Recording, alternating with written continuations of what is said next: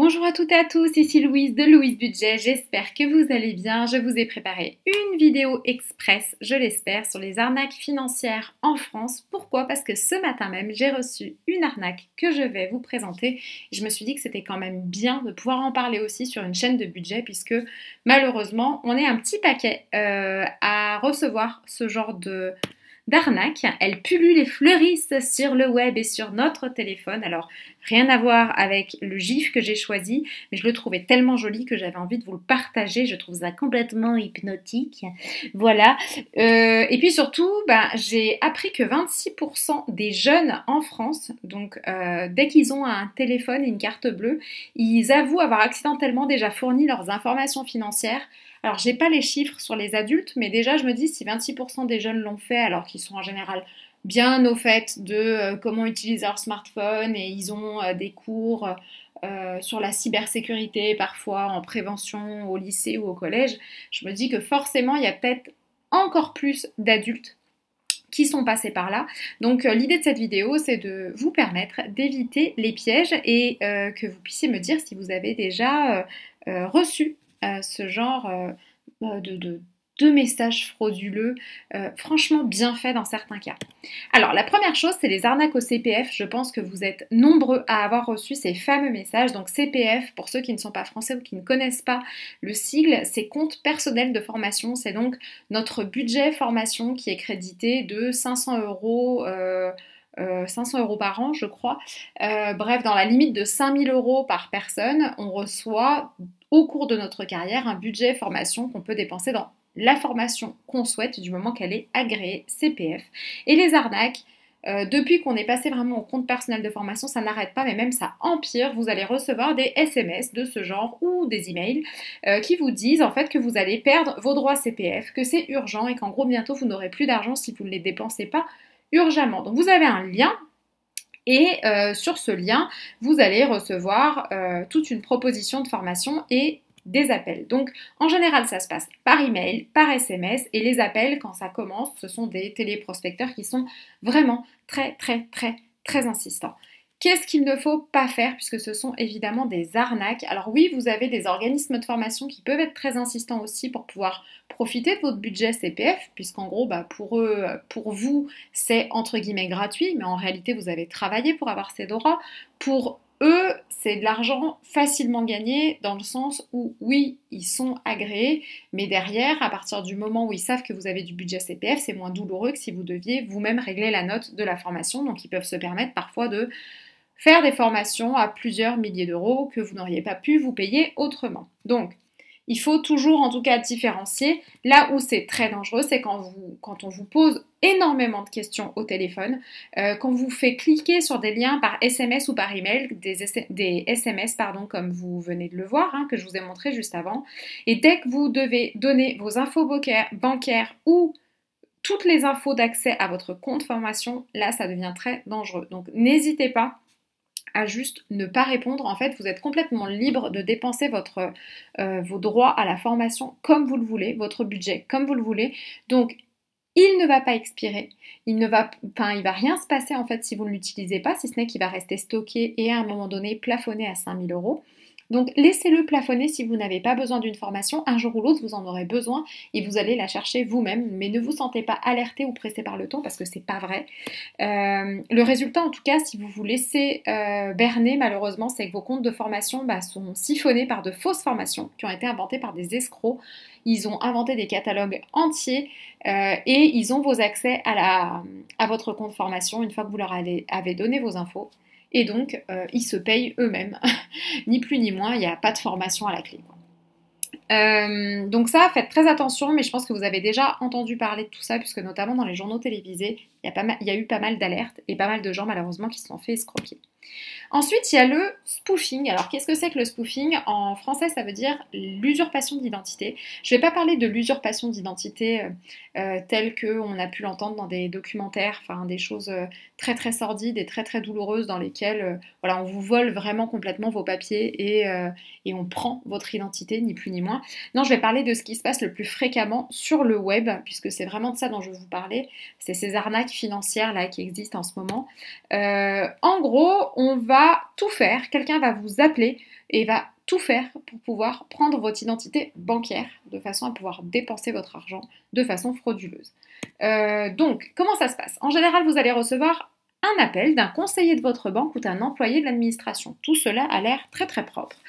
Ces gens vont vous appeler, ils vous disent qu'ils ont besoin de façon assez urgente de vos identifiants, de vos codes secrets de CB, parce que le but, c'est d'empêcher un paiement frauduleux sur votre compte. Il est en train de se passer des choses sur votre compte et ils veulent prévenir la catastrophe. Donc ils vous appellent et ils vous disent, voilà, donnez-moi vos codes, là normalement vous avez reçu un code, dites-moi ce que c'est, etc., etc. En fait, ce qu'ils sont tout simplement en train de faire, c'est qu'ils sont en train de prendre vos accès à votre compte sous réserve de le protéger. Donc ce que vous ne devez jamais faire, même si vous êtes sûr qu'il s'agit de votre conseiller bancaire, ce n'est absolument pas normal qu'une personne qui travaille dans une banque vous demande vos informations bancaires. Donc votre code de carte bleue, date d'expiration, code secret, etc. Tout ça, c'est pas normal en fait.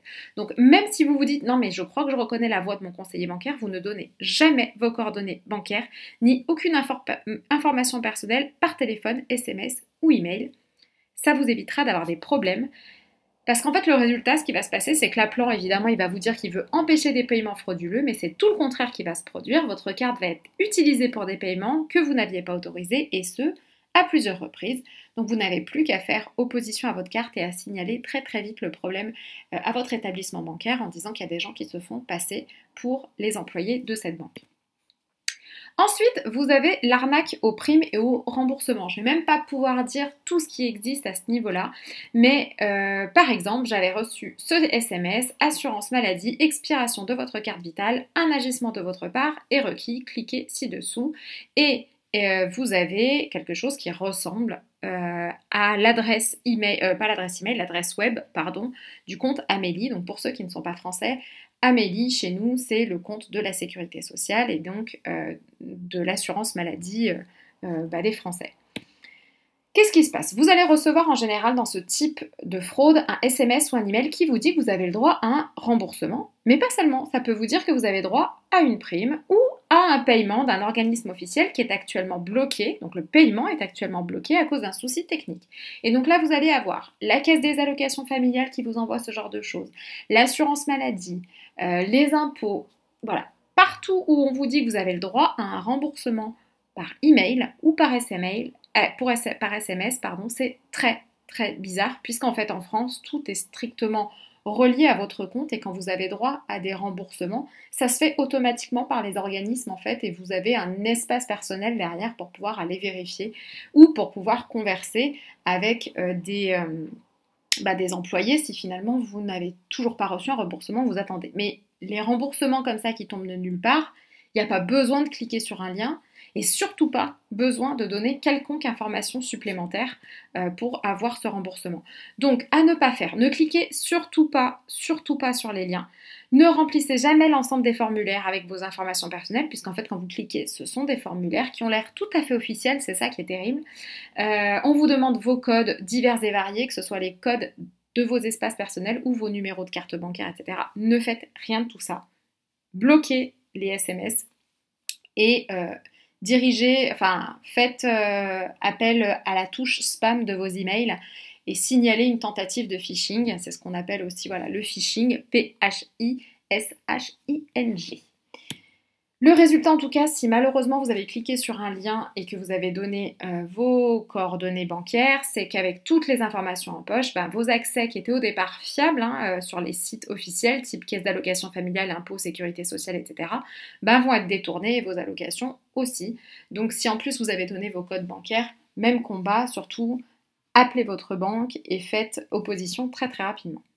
Ensuite, vous avez, alors ça c'est tout nouveau, moi je l'ai reçu la semaine dernière je crois, et franchement j'ai failli tomber dedans, l'arnaque à la contravention. J'ai reçu ce SMS. Critères, nos agents ont constaté que vous n'étiez pas muni de la vignette réglementaire, veuillez la récupérer via support-critères.fr qui est une fausse adresse, mais franchement c'est à s'y méprendre. Donc comment ça se passe? Vous recevez donc ce SMS ou un email qui vous dit que vous avez été vu avec votre véhicule dans une zone critère et que vous n'aviez pas la vignette en question. Alors, si vous n'avez absolument pas déplacé votre véhicule, vous pouvez vous dire, en fait c'est sûr et certain que c'est une arnaque. Mais dans tous les cas, si vous vous déplacez souvent, ce qui est mon cas, vous pouvez tout à fait vous dire, mais mince, en fait, je ne savais pas qu'il y avait une restriction critère le jour où j'y suis allée, et je me suis peut-être fait avoir. Enfin, peu importe, mais en fait, vous vous mettez à douter parce que c'est vraiment bien fichu. Donc, ça vous dit que vous devez payer une contravention en ligne. Donc, moi, j'avais cliqué sur le lien. Et là, on arrive sur une page tamponnée par le ministère avec le drapeau français. Enfin, on y croit, mais vraiment presque jusqu'au bout.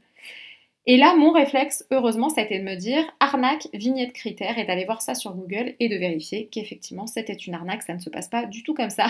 Quand vous avez une contravention, c'est beaucoup plus officiel et vous le recevez en général par voie postale.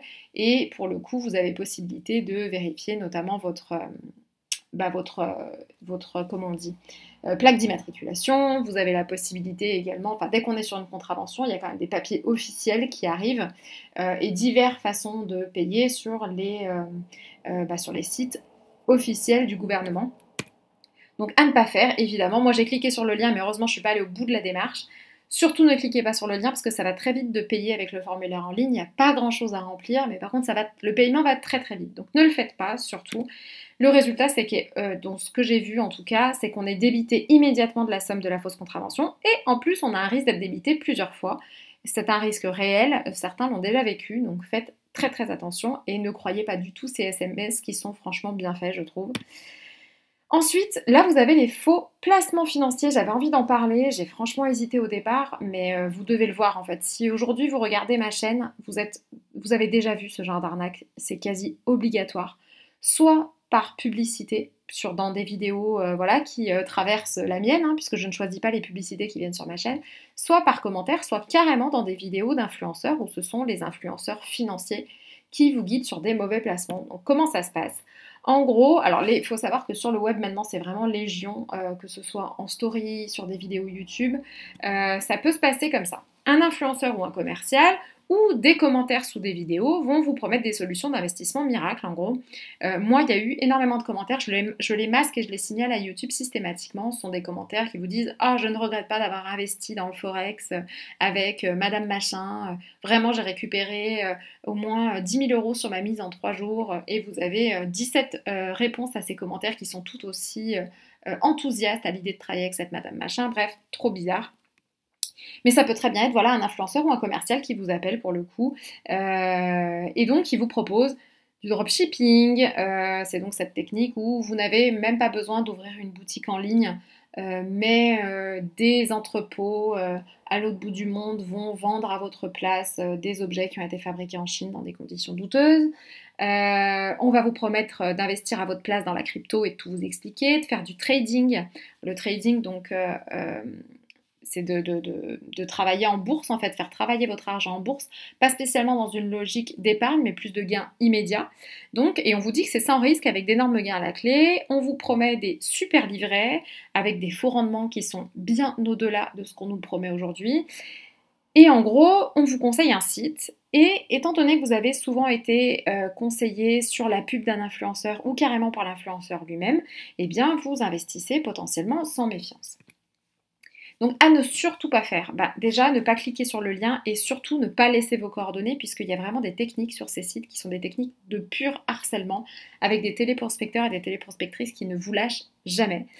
Ensuite, attention, quand on vous dit que c'est trop beau pour être vrai, c'est souvent que c'est trop beau pour être vrai, point, c'est tout. En fait, il n'y a pas d'investissement sans risque, ce n'est absolument pas possible et d'ailleurs c'est obligatoire de dire que quand on fait des investissements, il y a des risques derrière. Les très gros, et plus vous avez de gros gains à la clé, plus les risques sont importants.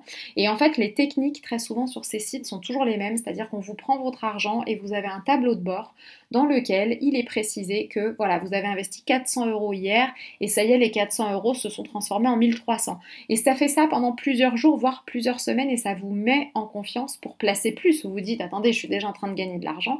Là où ça se corse, c'est que vous allez investir plus et tout d'un coup, cette personne qui vous harcelait, en fait n'est plus du tout disponible pour vous. Vous essayez de retirer vos gains, parce que c'est quand même l'objet du trading en fait. Quand on fait du trading et qu'on veut jouer en bourse de cette manière-là, c'est-à-dire sur des gains immédiats, ce qu'on veut c'est pouvoir soit réinvestir la somme très très vite, soit la récupérer le surplus. Donc là, bizarrement, pour récupérer le surplus, vous n'avez plus de nouvelles, vous n'avez plus aucune façon de récupérer votre argent. Et parfois, on vous dit avant ou après investissement que vous allez être recruté dans une équipe. Et là, faites là aussi très très attention puisque quand on arrive à des mécaniques de recrutement, on se retrouve dans des situations pyramidales. Et donc dans lequel en fait vous aussi vous serez obligé de recruter pour pouvoir soit récupérer vos gains, soit miser également, soit toucher le moindre centime de ces organismes très très bizarres. Donc voilà, ne cliquez pas sur le lien, surtout ne laissez pas vos coordonnées, ça commence déjà par là. Plus on vous harcèle, plus on essaie de vous convaincre, il y a des gens dont c'est quand même le métier, enfin si on peut appeler ça un métier.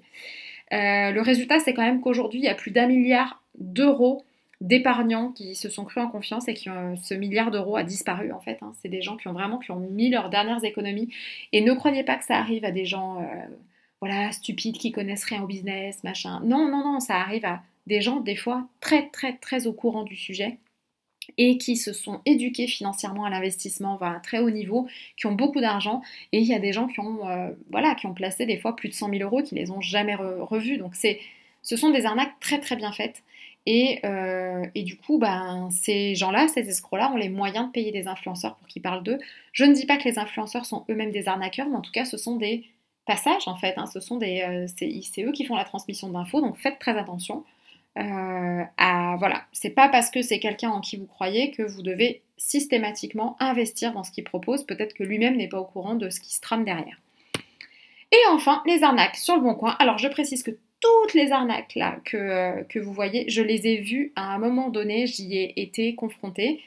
Heureusement, je ne me suis jamais fait avoir pour le moment sur aucune d'entre elles, mais j'ai systématiquement eu des problèmes sur tous les sites ou tout le type de SMS que je vous ai montré. Donc sur le bon coin, un jour, on a voulu vendre un saxophone. J'ai galéré. On avait un vieux saxophone avec mon mari et du coup il faut savoir qu'un saxophone ça se vend plus de 500 euros selon l'état, ça peut se vendre beaucoup plus mais le nôtre valait plus de 500 euros et donc évidemment on a été la cible d'escrocs sur le bon coin. Comment ça se passe? En fait déjà il va y avoir des histoires de DHL, UPS, mandat cash, voilà, ça c'est des choses qui vont revenir énormément. Globalement vous allez recevoir le mail ou le SMS de quelqu'un qui veut absolument votre article, donc vous mettez l'annonce sur le bon coin et très très rapidement, il y a un acheteur qui est intéressé et qui ne négocie pas le prix. La personne, par contre, elle vous dit, moi c'est ok, et attention, là ça commence à sentir pas bon du tout, au lieu de ne pas négocier, enfin comme tout le monde en général sur le bon coin essaye de négocier, ou voilà, là la personne vous dit, si vous me réservez cet objet, comptez sur moi, je vais vous le payer, mais je vais même vous payer 30 euros, 50 euros, 100 euros de plus. Voilà, déjà trop bizarre. Et la personne vous dit je ne veux payer que par mandat cash et c'est à vous de remplir les infos. Donc comme vous pouvez le voir dans cet exemple, il faut laisser nom, prénom, adresse, ville, code postal, le montant, le numéro de téléphone, etc. Et vous avez des liens en fait sur lesquels vous allez cliquer et vous allez remplir des informations. Donc surtout ne pas faire. Ne donnez même pas suite à la négociation. À partir du moment où quelqu'un vous dit je veux votre article, je mets 20 euros de plus et je vous paye en mandat cash, c'est même pas la peine. Vous pouvez carrément arrêter la négo là, c'est déjà une arnaque.